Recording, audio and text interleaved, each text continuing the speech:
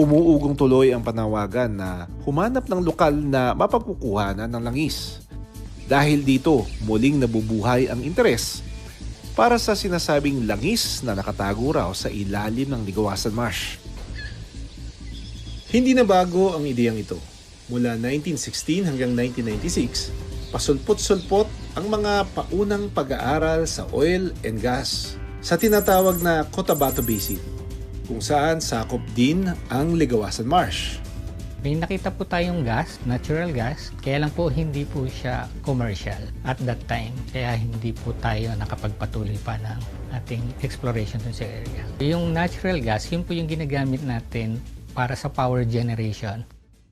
Noong 1997, idineklara ng DOE na no man's land o sarado para sa mga tao ang Cotabato Basin dahil sa problema ng seguridad ng lugar. Sa pagpapatuloy na makahanap ng gas at oil sa mga lugar sa Mindanao, taong 2022, nang nagpirmahan ang gobyerno at kumpanya ng SK Ligawasan Oil and Gas Corporation para muling pag-aralan at hukayin ang Cotabato Basin. Hindi pa sila naka-drill ngayon kasi may mga challenges pa, yung mga pag-import ng gamit. Meron pa rin pong issues dati sa mga permits sa LGUs. Kabilang rin sa nangangasiwa sa posibleng oil and gas exploration sa Cotabato Basin, partikular na sa North Cotabato at Sultan Kudarat.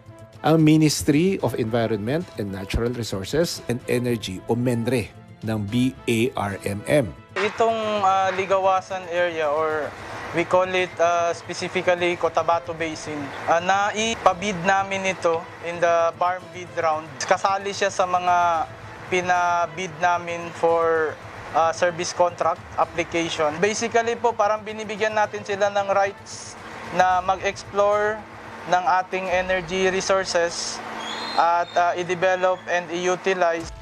Sa poso na malapit sa Ligawasan Marsh, makikitang umaapoy ang tubig kapag sinisindihan. Posibleng senyales daw ito ng natural gas seepage na nasa ilalim ng lupa.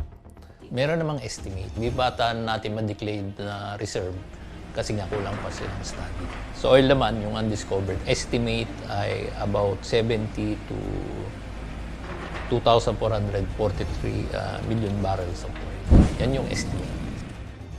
Dahil parte ng Cotabato Basin ng Ligawasan Marsh, may pangamba ang ilang grupo sa posibleng epekto nito sa latian.